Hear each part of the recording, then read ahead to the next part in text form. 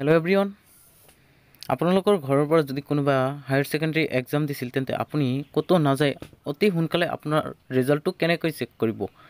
আপোনাৰ মোবাইল ফোনৰ জৰিয়তে আপুনি অতি সহজে ৰিজাল্টখন চেক কৰিব পাৰিব। চ' প্ৰথমে আপুনি ৰিজাল্ট চেক কৰিব হ'লে আপোনাৰ মোবাইলৰ প্লে ষ্ট'ৰলৈ গুচি যাব। যোৱাৰ পিছত চাৰ্চ বাৰত টাইপ কৰিব HSCC ৰিজাল্টছ 2024। টাইপ কৰি চাৰ্চ কৰি দিব। চাৰ্চ কৰাৰ পিছত চাওক ইয়াতে উপলব্ধ বুলি এটা এপ্লিকেশ্যন আছে, আপুনি এই এপ্লিকেশ্যনটো ইনষ্টল কৰি ল'ব। ইনষ্টল কৰি লোৱাৰ পিছত চাওক ইয়াতে অ'পেন বুলি এটা অপশ্যন আছে, আপুনি অ'পেনত ক্লিক কৰি অ'পেন কৰি ল'ব।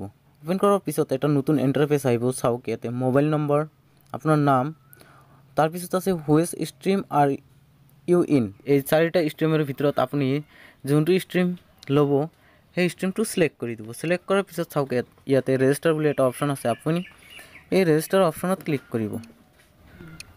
ৰেজিষ্টাৰ অপশ্যনত ক্লিক কৰাৰ লগে লগে আপোনাক এটা নতুন পেজলৈ লৈ যাব। চাওক এনেধৰণৰ এটা নতুন পেজ লৈ আহিব। আপোনাৰ ৰিজাল্টটো যেতিয়া এনাউন্স কৰিব তেতিয়া আপুনি ইয়াতে আপোনাৰ ৰোল নং আৰু কেপচা এটা দি ছাবমিট কৰিলে আপুনি আপোনাৰ ৰিজাল্টখন চেক কৰিব পাৰিব। চ' থেংক ইউ। ভিডিঅ'টো ভাল লাগিলে লাইক এটা কৰিব, কমেণ্ট এটা কৰিব আৰু আপোনাৰ বন্ধু বান্ধৱীলৈ শ্বেয়াৰ কৰিবলৈ নাপাহৰিব।